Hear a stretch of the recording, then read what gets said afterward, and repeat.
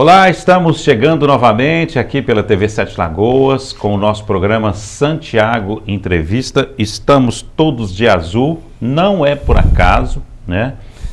Estamos de azul porque nosso grande companheiro que está conosco hoje é cruzeirense, né? Então vamos falar um pouco do azul também. E vamos falar aqui também, né, de um tema muito interessante que é a arte de escrever, né? Estamos aqui também com o nosso amigo que é da área da comunicação, né, da área da educação e também, né, falar, por que não, né, da área aí da literatura, né? Nosso amigo Rubens Silva, ele que está aqui de volta na TV Sete Lagoas, fez parte aqui da nossa equipe durante muito tempo e está de volta conosco para a gente fazer um grande bate-papo. Lembrando do nosso patrocinador, www.5bits.com.br, né, há mais de 10 anos conosco aqui, como parceiro da TV Sete Lagoas. Você que precisa do seu site, do seu e-commerce, da sua rede social, faça contato. Entre no site www.5bits.com.br. Nós estamos no ar aqui pela TV Sete Lagoas, canal 8, da Claro, TV a cabo, né, TV local em Sete Lagoas. Estamos também na sexta-feira na Com.br, né, na Com Brasil, canal 28 da Oi, da Sky, né, 365 da Vivo e, né, todo o país aí assistindo a Com.br. É muito bom chegar até você que não é de Sete Lagoas. E estamos também, né, para o mundo todo através da nossa rede social, nosso canal do YouTube. Você que está nos assistindo pelo YouTube, não deixe também de mandar esse vídeo aí, esse link do vídeo para os seus amigos, os seus parentes, mais pessoas poderem assistir o nosso conteúdo. Eu estou recebendo aqui o meu amigo Rubens, né? A gente é amigo de longa data, né? Fazemos parte aí da mesma categoria e além, né, do Rubens que também trabalha com outras coisas que eu não trabalho, mas pelo menos na área da imprensa a gente tem uma parceria muito grande há muitos anos e é para mim uma felicidade muito grande estar recebendo o Rubens aqui, não hoje como radialista em si, né? Mas como escritor. Seja bem-vindo, meu amigo, de volta, né? Você subiu, ué, o que foi? Aposentou, casou, mudou? Tem pouco tempo que eu fiquei sabendo que você casou de novo. Muito obrigado, Santiago. A recíproca é verdadeira, viu? Uma das pessoas que sempre estão no meu radar, quando eu penso positivamente, sem dúvida nenhuma, é a sua pessoa. Não pelo jornalista que é, pelo empreendedor que é, mas principalmente pela pessoa que é, pelo pai que é, pelo marido que é. E por tudo que você representa.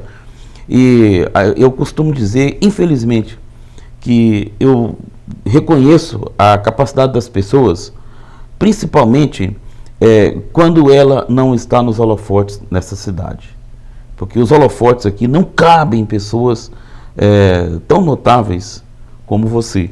Porque os holofotes têm que se reservar a pessoas que às vezes não acrescentam tanto à nossa sociedade. Verdade, né? A sociedade, ela é pesada, né? A sociedade, eu até coloquei algumas semanas anterior, a frase, né, que você tem que sair fora, né, de pessoas e acontecimentos ruins, né? Tem que passar por cima deles. Verdade. Porque, infelizmente, a gente vê muito, né, essas coisas. O mal está presente, né? E tem muitas pessoas ruins que, principalmente, se afloraram muito nos últimos tempos, né?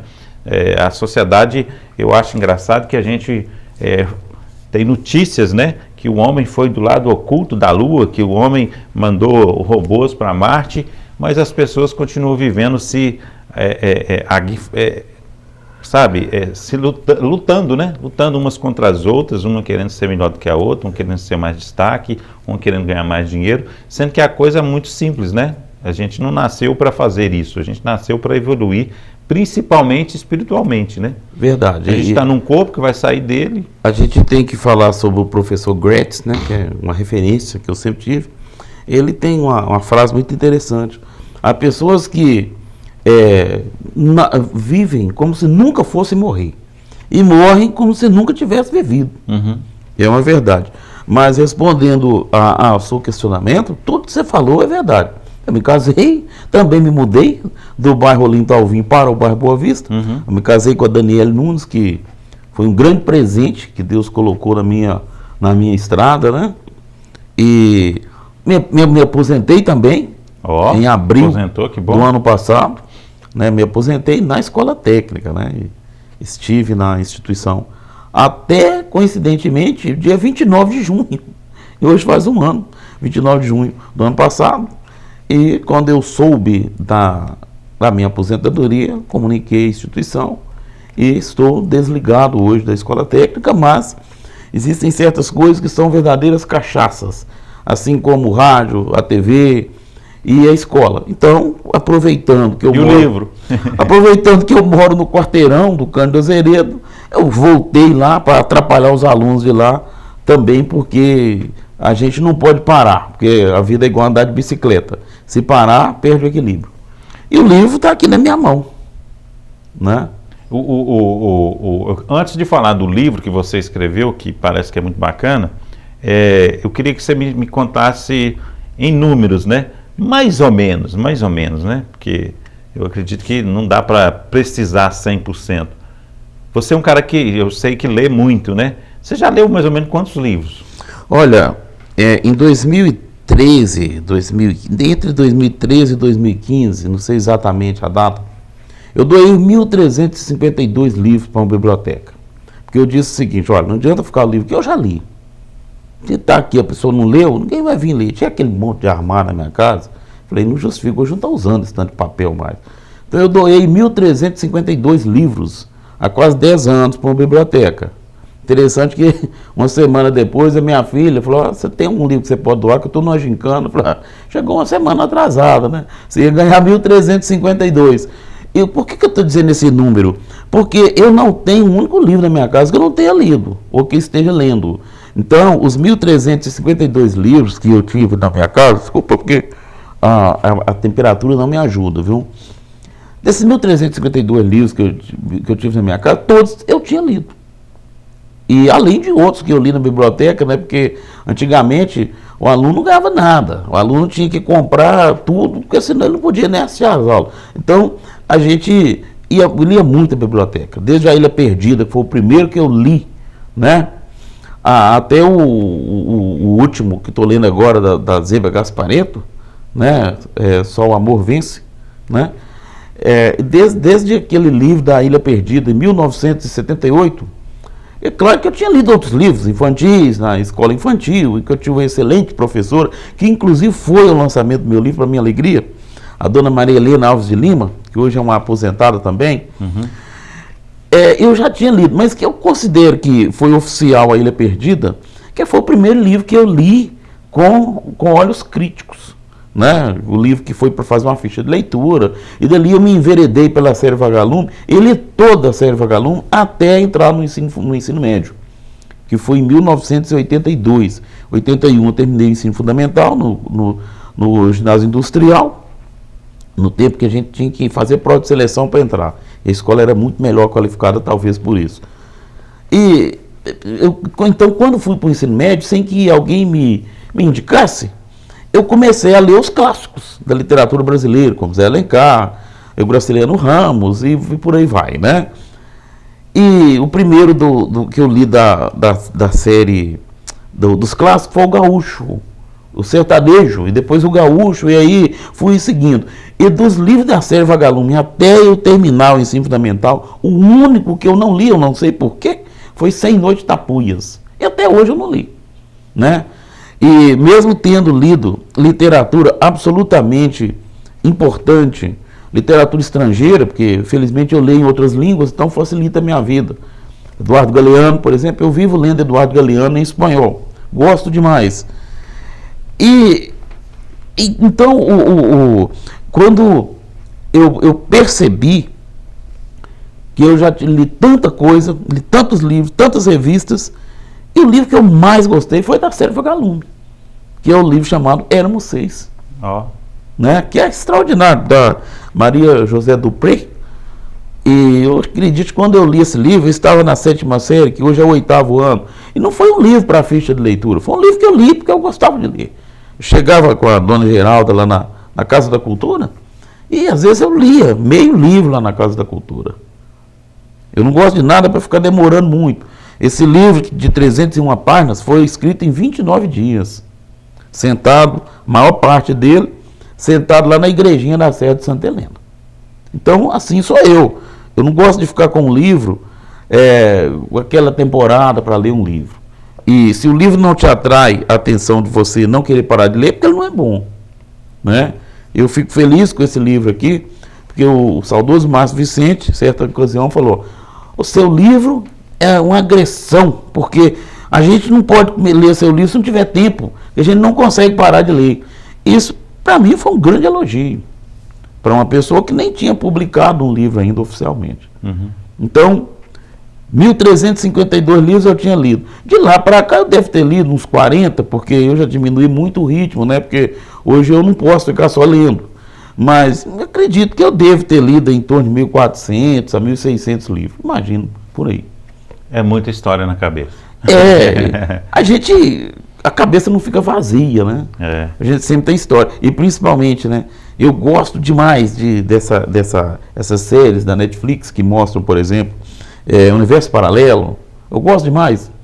E agora, então tem Universo Paralelo no livro. Eu queria fazer um parâmetro aqui para a gente sair um pouquinho do seu livro em si, que nós vamos falar mais sobre ele. Algo que nós estamos vivendo muito hoje, né? As pessoas estão muito na tela, né? Não estou dizendo que é a tela da TV, é a tela, ou do celular, ou a tela grande, ou do computador, né? Coisa que em breve vai ser substituída pelo óculos, né? Não o óculos tradicional, né? Já está previsto aí você colocar uma lente de contato que você já vai, por ela, você vai ver tudo. Daqui uns 10 anos nós vamos ter isso já funcionando normal, né? Então nós não teremos mais nenhuma tela. Não vou gostar disso, porque eu gosto de assistir aos programas, eu no sofá e a Daniela no outro, e a gente discutindo e resolvendo os problemas do programa. A questão é que cada um vai colocar o seu óculos e vai ficar a mesma coisa, né? Eu queria que você falasse, você como uma pessoa da área da educação, né, que está lá na frente, esteve muito tempo na frente, né, da sala de aula, e também com relação aos livros que você leu e também como escritor, né? Para fazer um resumo para a gente, como é que está acontecendo hoje, com principalmente as novas gerações, né? A leitura, como é que ela está sendo recebida, como é que ela está sendo praticada, né? A gente ouviu dizer aí que o livro ia acabar, mas ele ainda resiste, né? Sim. Como é que você está vendo isso? Olha, eu vejo com tristeza, porque se não fosse a leitura, com toda certeza eu não estaria aqui, se não fosse pela leitura. Uhum. Porque os alunos de redação mostram uma dificuldade extrema para escrever, mas todo mundo conversa. Escrever é você colocar no papel. Uhum.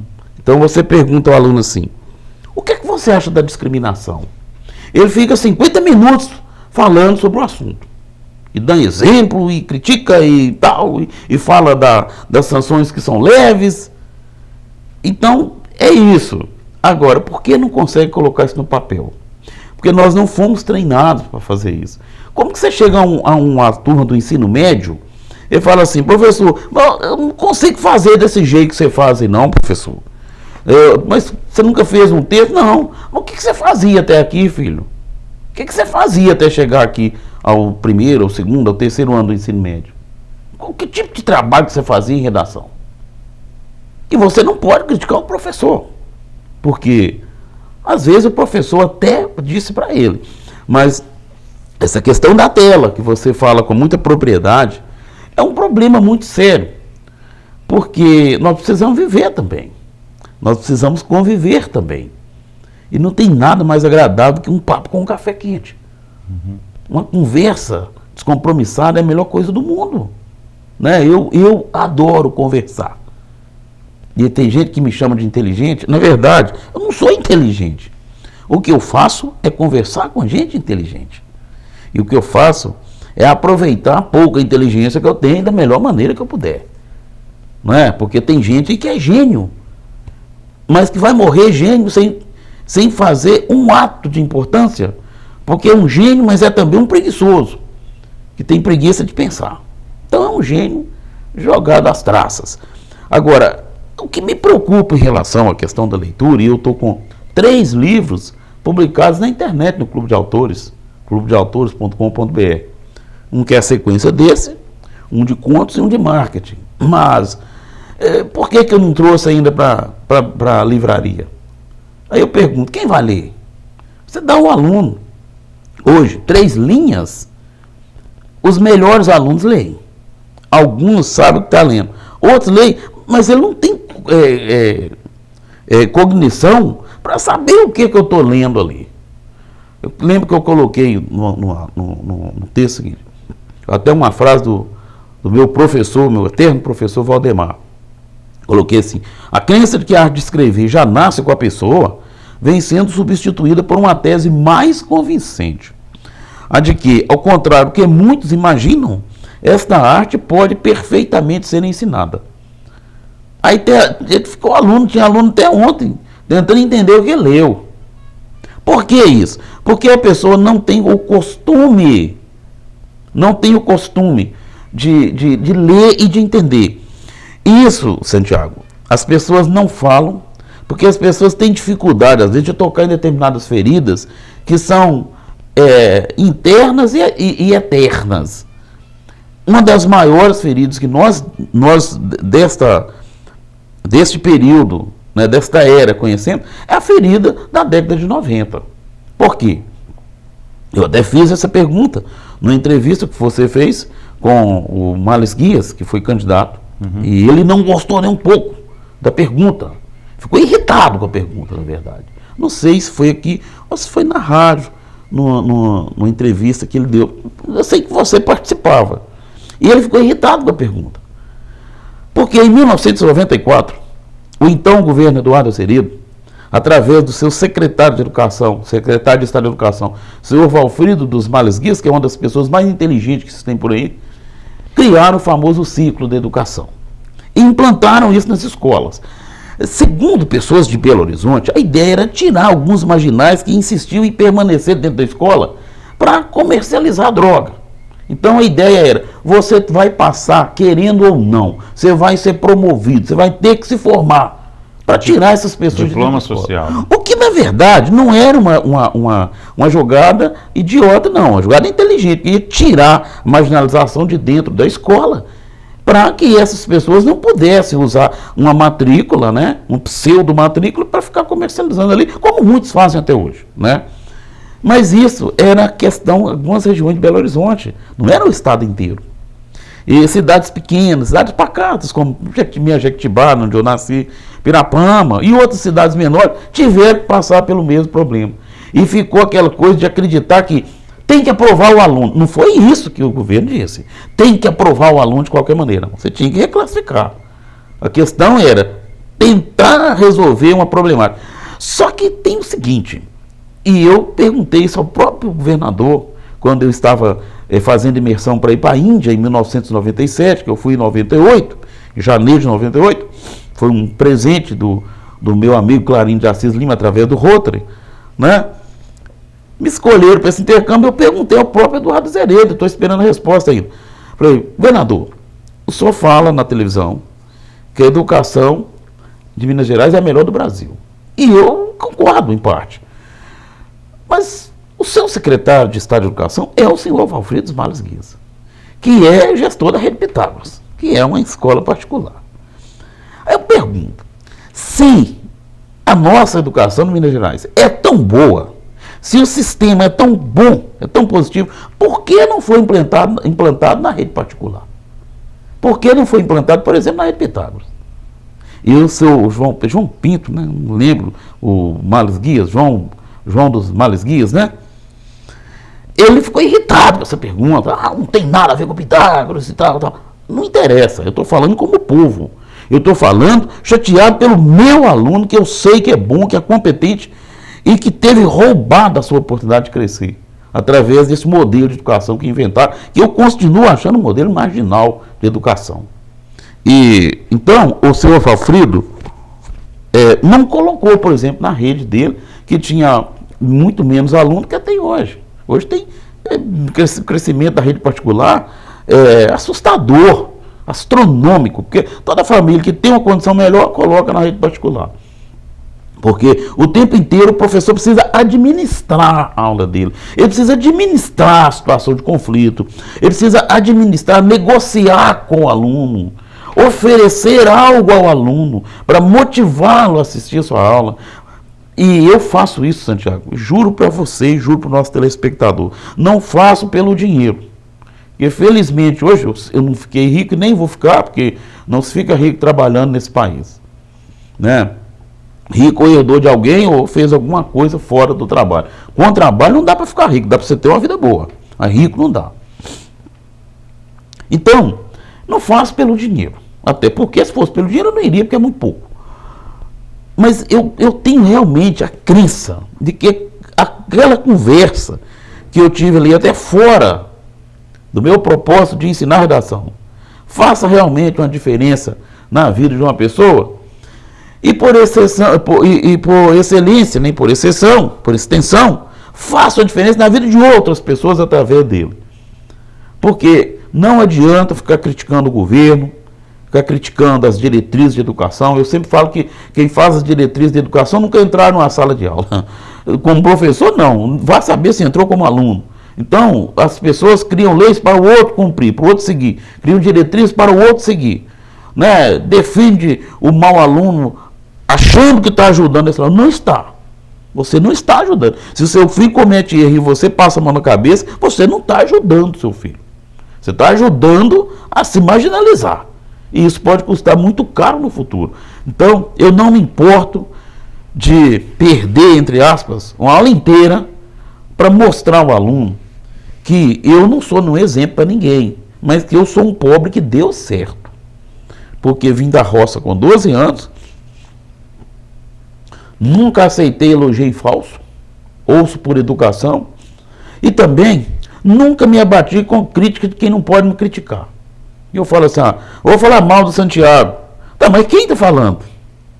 Ah, não, quem está falando mal do Rubens é o Santiago. Bom, peraí, o Santiago falou, então deve ter alguma coisa de verdade nisso. Agora, quem está falando mal do Rubens ou do Santiago? Tem credibilidade?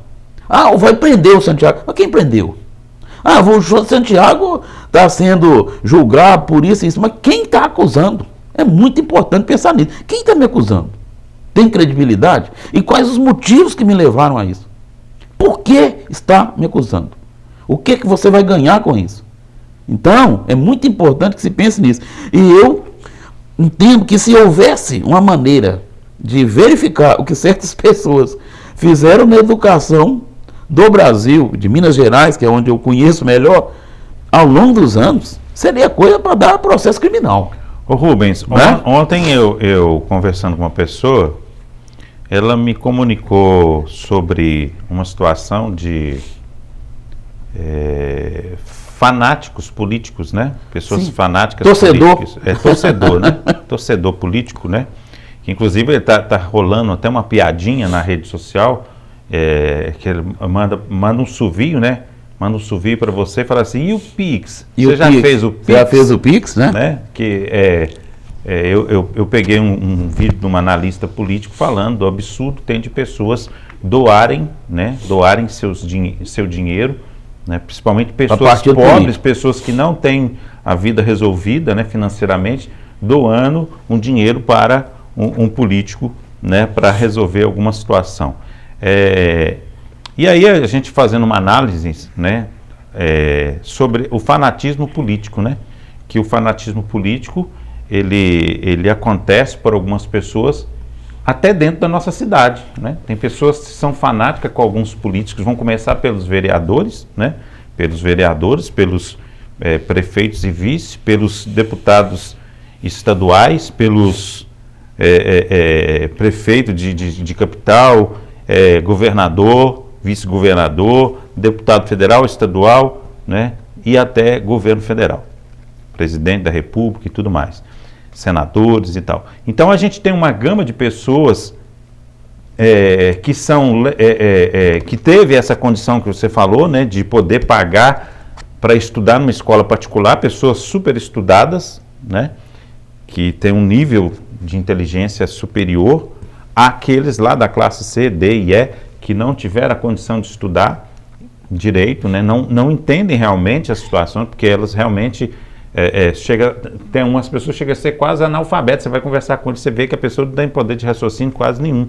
E tem diploma. E tem diploma, né? Tem diploma e dá aula em faculdade. E aí é justamente nesse sentido que nós estávamos chegando de conclusão de que a gente tem uma massa de pessoas analfabetas, pessoas sem poder de raciocínio nenhum, e que estão vivendo uma situação pior ainda, né? Com o advento da internet, que muita gente fala assim, mas a internet fez o eleitor ser mais inteligente. Não, pelo contrário, a internet fez, principalmente a fake news e o poder avassalador de alguns políticos, né? Que usam de forma irregular, fez com que essas pessoas foram mais manipuladas ainda, principalmente com a fake news. Então aí, facilmente nós temos essas pessoas, né, que estão com dificuldade de convivência hoje, né? Hoje nós temos a sociedade dividida, né?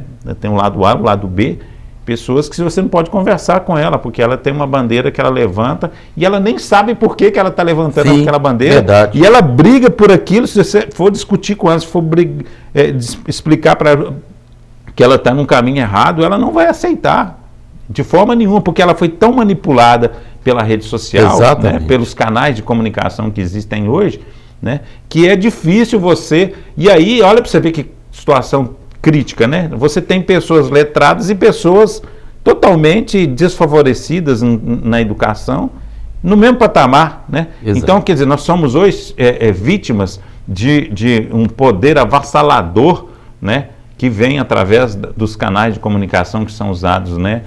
Como base na internet e que destrói completamente as pessoas. Então, nós temos uma sociedade fraca, principalmente politicamente, né? Mas isso foi construído principalmente para isso, né? Com essas mudanças e aí, nós vivemos em 1994. Eu tô dando o exemplo que eu tô dando aqui agora para chegar nisso aí, né? A gente sabe que a gente tem um atraso na educação, mas nós temos um negócio avassalador que não só é a classe C, D e E que é desfavorecida, que também a classe B, A, né? Muita gente da classe B e A que foi pegada... Você sabe que classe social não é feita só com dinheiro. Não, mas eu estou classificando mais assim por uma questão de educação, né? Sim. A gente sabe que esse poder avassalador nas pessoas, né? Numa pessoa poder fazer uma doação de um Pix para um político, né? Sim. Até da classe A. Às vezes tirando da família, né? A questão é que nós vamos chegar um momento que nós não vamos ter classe A no Brasil. Porque as classes sociais, elas são a somatória de riqueza, poder e cultura, conhecimento. Se não tem o conhecimento, você não vai chegar à classe A, né? E às vezes todo mundo fala, brinca, que quer ser rico, quer ganhar na Mega Sena. Eu não ganho porque não jogo, joga na Lotomania, então não jogo na Mega Sena. Falando nisso, hoje tem 10 milhões aí, que pode cair na minha conta amanhã. Então a questão se eu tivesse que trocar o conhecimento que Deus me proporcionou adquirir por dinheiro, eu não trocaria. Porque eu não gostaria de ser um brucutu, né, que tem dinheiro, resolve tudo, poderoso, mas as pessoas que têm dinheiro e não juntam conhecimento ao dinheiro, um pouco de humildade, um pouco de pensamento cristão ao dinheiro, elas tornam a pessoa muito arrogante. Pois é, mas uma pessoa insuportável. Isso né? É muito complexo, porque o que eu estou citando aqui, às vezes você pode estar achando estranho, que você pode pensar que eu tenho um lado, né? Esse é o problema. Não tem. Esse é o problema, né? O que você está dizendo. Colocaram na cabeça das pessoas que nós temos que ter um lado, né? Sim.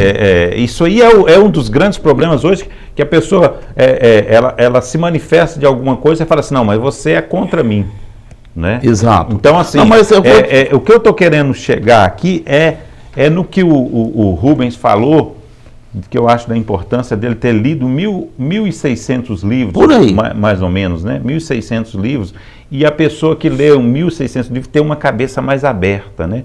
Porque o que acontece com a maioria de pessoas hoje, mesmo que ela seja letrada ou não letrada, é que as pessoas entraram na onda dos canais de comunicação que existe hoje, né? Dentro dessa divisão que teve, ou você recebe muita informação de um lado, ou recebe muita informação do outro. Então eu não quero discutir o outro, porque eu estou do lado A.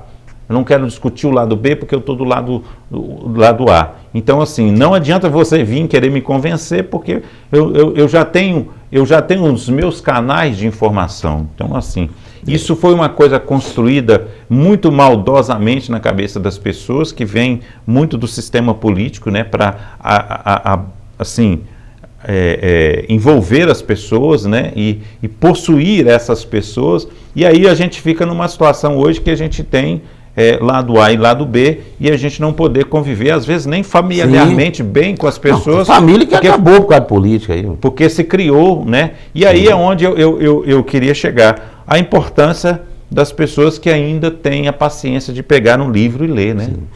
Na verdade, sair fora dessa linha de informação que se tem do WhatsApp, da rede social. Né? Quando você lê um livro, você está lendo a fonte primária, né? Se você lê o que alguém publicou, você está lendo fonte secundária e terciária e vai saber. Agora, a pessoa está falando assim, mas 1.600 livros? Isso não é grande coisa não, eu estudei 50 anos. Uhum. Então, em 50 anos, para você ler 1.500 livros, você tem que ler 15 por ano. E um professor, que eu dei aula, esse é o meu 33º ano que eu dou aula. Né? Aliás, 34º, né, que eu comecei em 90. Então, em 34 anos, não é possível que um professor dá aula 34 anos não pode ler 15 livros por ano. Uhum. Então, esse professor também não vai se atualizar. Mas o que você está falando, eu te deixo tranquilo, porque o seu discurso não mostra em nenhum momento o lado ao qual você pertence. Em nenhum momento você foi assim de um cuidado tão grande, e ninguém é capaz de dizer de que lado é o Santiago Santos pelo que você disse. Pelo menos eu não sou capaz de dizer. Agora, fique tranquilo também que... Na verdade, eu sou do lado de fora. No Brasil, até juiz tem lado. Por que Santiago não poderia ter? Né? Então, a questão é, e eu tenho lado, tem time, tem lado e não escondo ninguém. Porque quando eu vou, por exemplo, à Rádio Muzirama para transmitir um jogo do Cruzeiro e admito que sou cruzeirense, não tem problema nenhum. O que eu não posso é ir transmitir o jogo do Atlético e negligenciar o valor do Atlético. Aí não. Eu tenho, como jornalista, eu tenho obrigação de respeitar o Atlético, respeitar o América, respeitar até o Fluminense, que pisou nos regulamentos do futebol brasileiro a vida inteira. Né? Até o Fluminense eu sou obrigado a respeitar. Se você estiver transmitindo um jogo, deixa eu entender aqui, gente, isso acontece muito, né? Vamos dar um exemplo que ele falou aqui do Atlético, por exemplo, está jogando Atlético e Cruzeiro, né? Se o Caixa está transmitindo, quando tem um gol do Atlético, ele vai gritar Caixa, gol, tal, aquela bagunça toda que se faz. Aí se o Cruzeiro faz o gol, ele vai gritar gol. Por quê? Porque a torcida do Atlético sabe que ele é o narrador do Atlético, né? A mesma coisa, né? Se o Piquitito estiver fazendo o jogo, né?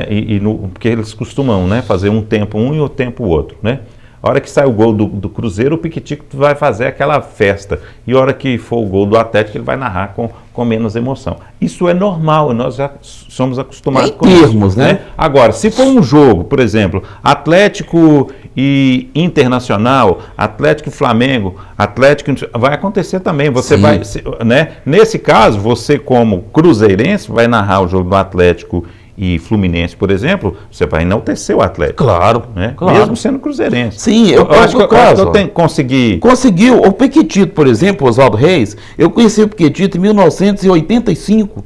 Eu estava vendo ontem no YouTube um vídeo da cidade de Passos. Eu conheci em Passos, fiquei uma semana em Passos, transmitindo os jogos do interior de Minas, através do Sete Lagoas Tênis Clube, do ex-presidente saudoso, Fábio Cabral, que era meu amigo, gostou de mim de graça, não sei porquê, o que eu fiz para ele gostar de mim, mas fez a rádio me deixar uma semana lá em Passos. Lá eu conheci o Piquitito. Mesmo conhecendo o Piquitito, eu não sabia a preferência dele, mas o Piquitito era tão bom na Rádio Globo, que eu achava que ele era atleticano, ele transmitindo o Atlético na Libertadores. Depois que fui descobrir que o Piquitito é cruzeirense. Então isso é profissionalismo. O nosso Lucas Castilho transmite o jogo do Cruzeiro, que cruzeirense acha que ele é cruzeirense, porque faz com muita capacidade. Eu sempre falo dos meus colegas, o Alisson Ribeiro e o Marcelo Aguiar, que são dois atleticanos, eles fazem muito melhor o jogo do Cruzeiro que do Atlético, com muita competência. O nosso Márcio Rodrigues, eu adoro o Márcio Rodrigues, Chacrinha, Ele transmite o jogo do Atlético, você pensa que ele é atleticano. Né? O próprio Tarabal, ninguém fala que o Tarabal é atleticano porque ele está fazendo o jogo do Cruzeiro. Agora, eu admito, eu não tenho essa capacidade que eles têm. Eu faço o jogo do Cruzeiro, posso até fazer pior, mas eu me sinto mais à vontade. Ô Rubens, quanto tempo que você está na imprensa? Eu estou desde 29 de julho de 1984. Aliás, eu falei com você que hoje eu estava fazendo 39 anos, mas porque eu já estou antecipado no tempo. Não, na verdade é 29 de julho. Se Deus quiser, completarei 39 anos narrando futebol. Primeiro jogo foi Democrata e Cavaleiro Negro, Democrata e Social de Oliveira, pelo Campeonato Mineiro de Juniores de 1984. Né? O meu repórter foi o Magela Martins, e eu tive a participação do Hernani Lage, que me ajudou no meu teste para entrar no rádio. O segundo jogo, foi quando eu narrei o primeiro gol, foi o Cavaleiro Negro, Democrata Cavaleiro Negro. Democrata ganhou 3-0, 3 gols do Galvão, e aquele foi o primeiro gol que eu narrei. Fiz 2.025 jogos, completei no jogo Cruzeiro e São Paulo. Então, no jogo agora Internacional e Cruzeiro, completando 2.025 jogos. Desses 2.025 jogos, 1.008 foram jogos do Cruzeiro. Aí você fala, mas só isso? Sim, porque a gente vinha pro Náutico que narrava 5 jogos aqui. Por isso é que eu tenho esse monte de jogo, né? Mas estou muito longe de Zé Carlos Araújo, que parece que já passou de 4.000. Né? Então, é um negócio que eu sempre agradeço a Deus de ter me dado a oportunidade de ser locutor esportivo e professor. Porque quando a gente faz o que gosta, a gente não precisa trabalhar. A gente tem um lazer remunerado. Então, eu nunca gostei de levantar cedo. Quando veio o horário de verão, eu parei de dar aula no primeiro horário, porque eu não gosto de chegar atrasado. Eu trabalhei, Santiago, 29 anos, quase 30 anos, na Escola Técnica Municipal de Sete Lagoas. Nunca faltei. E raras vezes eu cheguei atrasado, coisa de 5 ou 10 minutos. Uma vez eu até liguei, olha, eu vou ter que chegar atrasado, porque furou um pneu. Aí cheguei com 14 minutos de atraso. Como eu fiquei na primeira sala do estacionamento, falei, engraçado, eu estou aqui preocupado, avisando que cheguei atrasado, e muitos colegas chegando, com 20 minutos de atraso, tranquilo, falando no celular. Falei, engraçado, bobagem, eu estou nessa preocupação toda, o pessoal não deve estar nem entendendo. Eu falei que ia chegar atrasado, eles pensaram que era um horário, né? Mas fico muito feliz, Santiago, de ter encerrado a minha carreira na Escola Técnica sem nunca ter faltado. E pouquíssimas vezes ter chegado alguns segundos, alguns minutos atrasado. Coisa até certo ponto normal. E mais, sem nunca ter deixado de devolver a prova para o aluno na próxima aula. Eu nunca deixei de fechar os diários antes do conselho de classe. Sempre. E nunca deixei de enviar. Eu vejo mês de março, abril, veja pedagoga, coloca lá no quadro. Atenção, professores. Data máxima para entrega do plano de curso, 10 de abril. Mas como assim?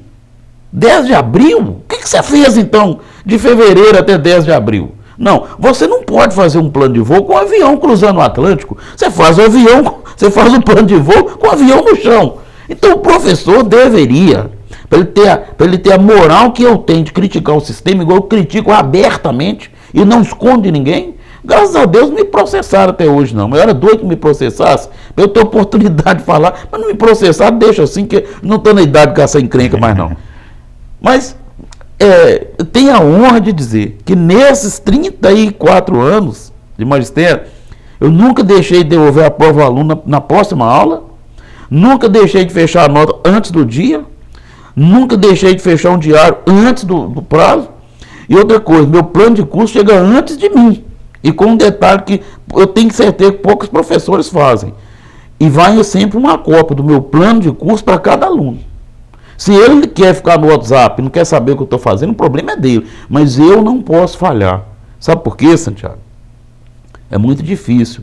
O cara fica aí no WhatsApp e tudo que coloca no Zap, a favor de Lula, contra Lula, a favor de Bolsonaro, contra Bolsonaro, a pessoa acredita. Porque não lê.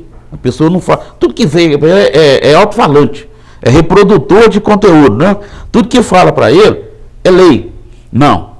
Eu tenho credibilidade, mas para essa credibilidade eu tive que agir muito certo. na vida inteira. Eu já deixei de ir trabalhar no Benge, quando eu era funcionário do Banco do Estado. Eu deixei de ir trabalhar no Benge para não faltar na escola. Porque para mim o mais importante é a escola. O melhor e mais importante profissional do mercado, para mim, é o professor. Sem dúvida. Nós temos Santiago. Nós temos o prefeito de Castro. Nós temos vereador lá que infelizmente eu não lembro o nome de todos, porque não me deram essa oportunidade. Mas eu conheço todos. Né? Nós temos o nosso governador Romeu Zema. Nós temos o presidente Lula. Mas, apesar de que chama o Lula de analfabeto, coisa que eu não acredito que o analfabeto fica 2 horas falando, fazendo um discurso sem ler. Né? Então, se for analfabeto, eu queria ser analfabeto que nem ele. Né? Porque vai ser bem articulado assim lá longe. Né? A questão é, esse pessoal todo, você, o nosso prefeito, o nosso governador, nosso vereador, nossos deputados, senadores, o presidente, todos eles, nossos médicos, né? Hoje nós estamos acabando com a arrogância nessa área, porque hoje, através do Enem unificado no início da década de 2000, nós vamos ter médico pobre, médico de família pobre, médico que teve que massar concreto para ir à universidade, como eu tive que massar concreto. Mas todas essas pessoas que eu falei, eu não preciso necessariamente do trabalho deles.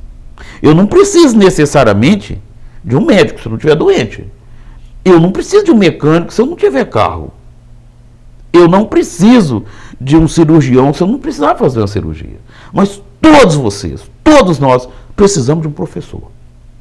Não existe profissional sem o professor. Ah, mas o cara pode aprender na prática sem ir na escola. Mas teve alguém para ensinar. E quem ensina é professor. Então, não existe um profissional de sucesso que não tenha tido um professor na sua vida. Né? Eu me lembro dos meus ótimos professores com muito carinho. Né? Ô Rubens, nosso tempo está ficando curto. Não posso deixar de falar do livro. Né? Nós vamos falar disso, livro, né? Do livro. Queria que você falar do título dele, né? Que é um título muito bonito. O que você decidiu a escrever esse livro, né? O que você se propôs a mostrar para as pessoas no livro? Olha, você sabe que antigamente usava ler e escrever nas primeiras séries da escola. Então, na primeira série, lá na roça ainda, eu já fazia prova escrita. Na segunda série, eu já fazia prova de interpretação, computação mental, que não podia escrever, só fazer conta aqui, né? Até hoje eu tenho resistência à calculadora por isso. E naquela época eu já era metido a escrever.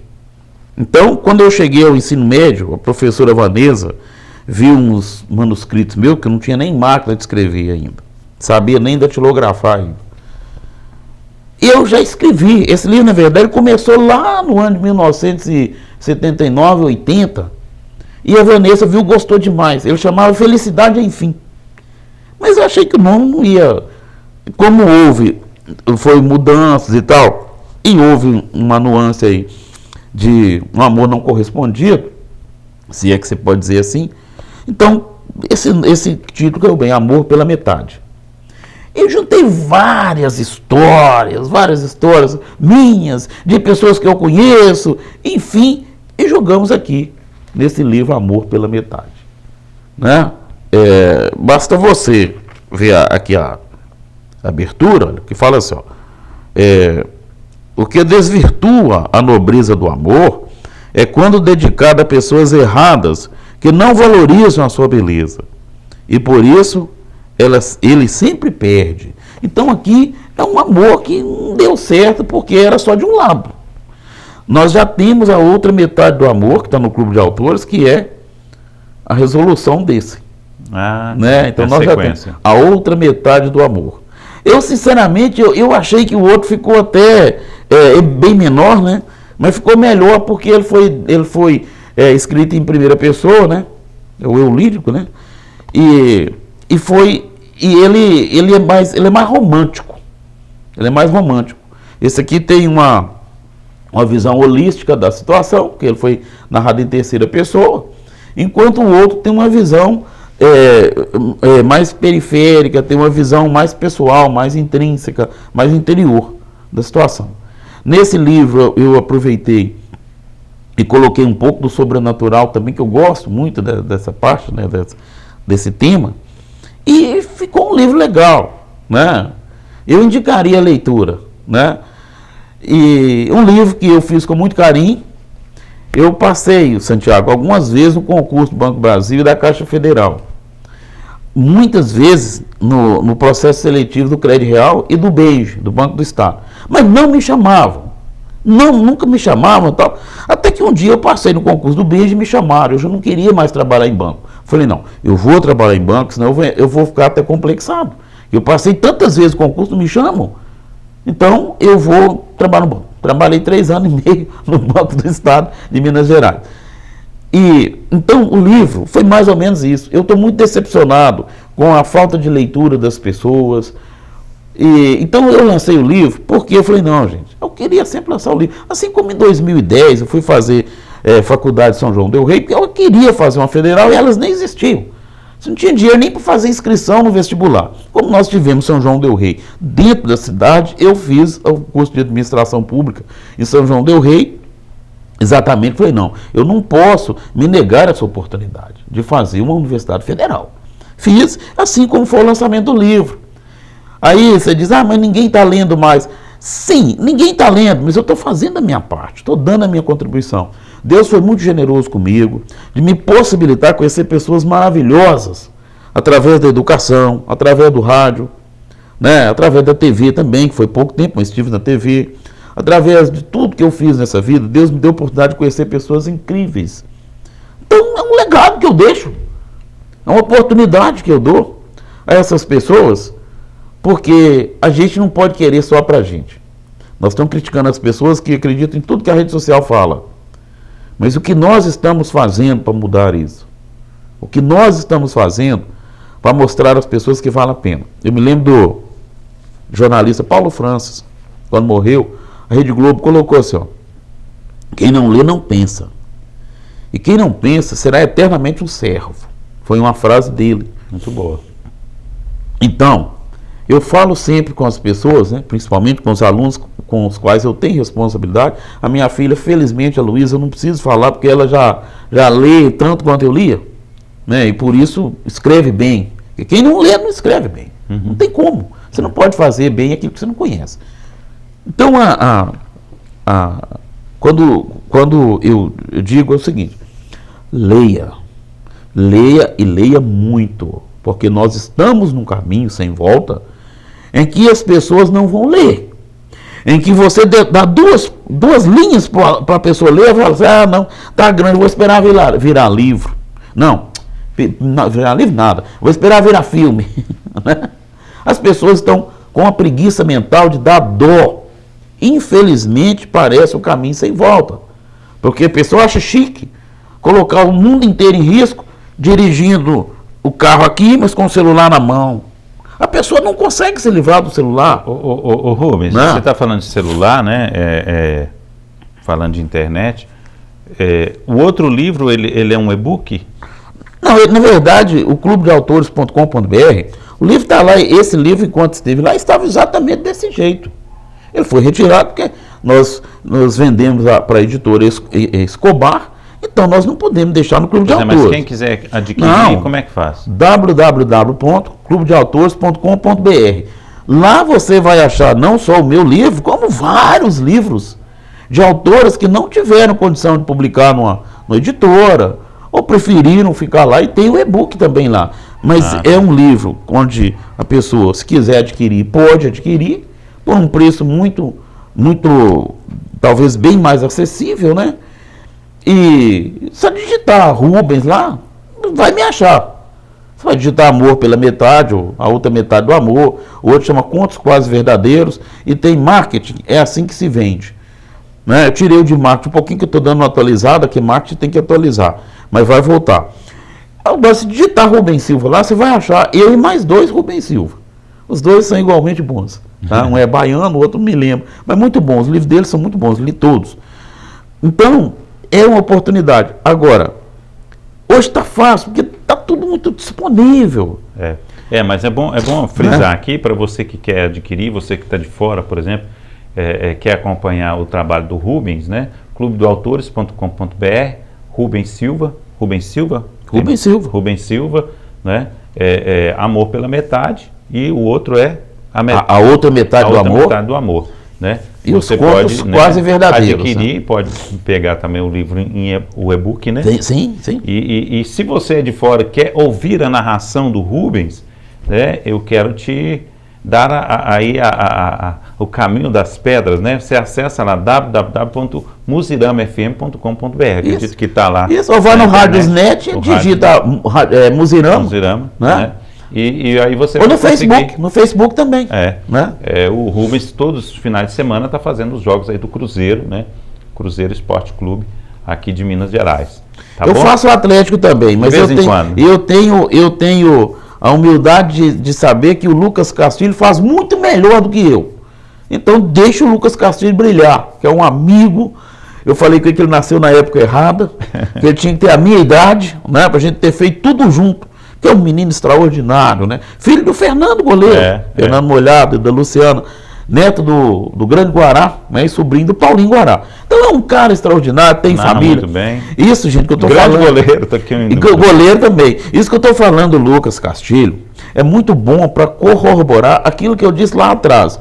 Por que o Lucas é um menino jovem, mas um menino extraordinário?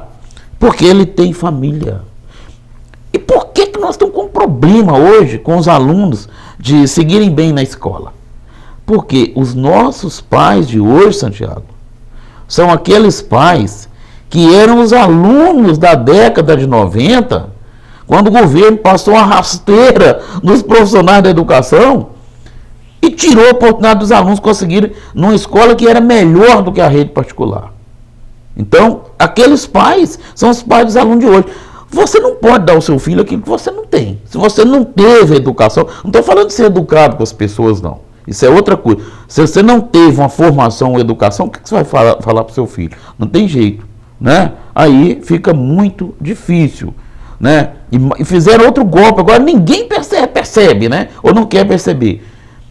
Você vai para o Enem, nós temos, parece que 4 conjuntos lá de matéria, uma delas é a redação. Redação vale 1.000, certo? Se você for dividir esse troço aí, você vai achar que a redação, você vai ver que a redação vale 25% do Enem. Dificilmente uma pessoa entra num curso bom, no curso de medicina, por exemplo, sem fazer uma boa redação. Aí criaram os tais de itinerários formativos. Eu estou fazendo parte deles. Hoje eu ainda vou dar no 6º horário, 11h25 a 12h15. Colocaram a redação dos itinerários. Muitos alunos trabalham e precisam se ausentar no 6º horário e não assistem a aula de redação. Outros não têm que trabalhar coisa nenhuma, mas aproveita a nuvem ali, arruma rolo lá e vai embora e não assiste a aula de redação. Olha a gravidade dessa situação.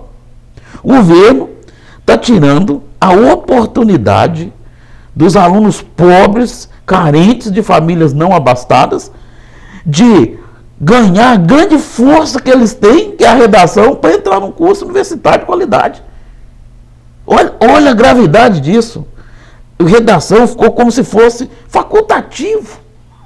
E esse aluno, ele vai chegar, quando chegar na hora de fazer o Enem, qual a qualidade, qual o preparo que esse aluno vai ter para bater de frente com aquele aluno da rede particular que está lá estudando em 2 turnos, final de semana, e batendo de frente. Aí eu falei isso com os alunos, porque eu não deixo falar nada dentro da sala. Aí o aluno falou assim, uma aluna muito boa, Natália, falou assim, escuta, professor, mas por que isso acontece? Por que fazem isso? Falei, fazem isso porque nós somos uns tremendos falastrões. E mesmo com todas as dificuldades, a gente quer que vocês sejam os melhores. A gente quer que você seja melhor. Eu passei pela rede particular, poderia estar na rede particular, eu prefiro estar aqui. Ou seja, o seu professor que você tem aqui não é pior do que os da rede particular. Agora, o pior, melhor do que vocês, melhor do que a rede pública, não é o professor, não é a escola. Melhor do que na rede pública é o aluno. Porque quem paga R$3.000 por mês não vai deixar o filho ficar o horário inteiro mexendo com o Zap Zap e olhando mensagem repetida pela 100ª vez. Né? É, professor da rede particular não é melhor nem pior do que o da rede pública. Agora, o aluno da rede pública é obrigado a se dedicar. E o governo vem e coloca uma redação facultativa para você. Quando você chegar lá, os alunos da rede particular que estudam sério vão te engolir. Agora tem uma coisa, se você perceber isso e levar a sério, você vai ser patrão de todos os outros. Porque infelizmente o nível que nós temos é muito ruim, porque às vezes tem certos presentes que são presente de grego. Verdade. Porque tem presente que vai te dar trabalho de cuidar, né? Rubens, nosso tempo estourado aqui, quero te agradecer, né? Desejar aí boa sorte aí com seus trabalhos aí, né? Continue firme, conte conosco aqui, estamos sempre juntos aí, né? Precisamos, volte aí na TV. E eu que te agradeço, né? E te peço desculpa porque nós viemos falar do livro, né? Não, mas nós falamos, resolvemos até os problemas sociais e políticos do Brasil. Bate-papo, né? Quem interessa pelo programa sabe como ele é. É verdade. E eu acho que em tudo que se fala, quando você é um bom observador, você vai tirar algo de positivo. Nós estamos falando aqui com uma pessoa da educação, mais de 30 anos, né? E que tem vários exemplos que foram dados aqui, né, para um bom entendedor, meia sílaba basta, né, gente? Então, verdade. Agora eu tenho que deixar o meu conselho, agradecer a você, a TV Sete Lagoas, né, por abrir esse espaço, por me trazer aqui. Fico muito feliz. Eu continuo sentindo que eu estou em casa, tá? Então, gente, leia. Não estou falando para ler o meu livro, não. Leia. Leia muito, né? Estude. Faça seu futuro. Porque eu vou te falar uma coisa. Os alunos de hoje que leem e que fizeram esse diferencial de ler, interpretar e levar a escola a sério, daqui a 10 anos vão estar ricos. Porque não sei se daqui a 10 anos vai ter professor, não. Porque da maneira como estão fazendo, quem puder escolher pode ser que mude de ideia. É verdade. É isso aí, muito obrigado, sucesso para você. Quero agradecer você também que esteve conosco. Né? A dica do Rubens é muito importante, né? E eu espero que você também siga, né? Leia bastante, estude bastante, tenha autocontrole sobre você, sobre a sua vida, né? Sobre o seu meio, porque a educação, a sabedoria sempre liberta, né? Então, se você puder fazer isso, tenho certeza que você será uma pessoa melhor, uma pessoa que vai ter menos dificuldade que os outros. Aqui, um abraço. Santiago, né? Esqueci de falar também. E lembrar, né, que a palavra do livro do Rubens também é muito importante, né? A primeira, que é o amor, né? Exatamente. Esqueci de dizer, né? Peço desculpa ao Heraldo e à sua equipe. O livro está disponível lá na nossa biblioteca pública. Isso. E, aliás, só foi possível o lançamento por causa do grande apoio do Heraldo e sua equipe. Então está à disposição lá na nossa biblioteca municipal. Que bom. Okay? Vá lá, né? Você que é de Sete Lagoas, pode pegar o livro na biblioteca municipal para você ler sem nenhum custo, né? Um abraço para você, até o próximo Santiago Entrevista.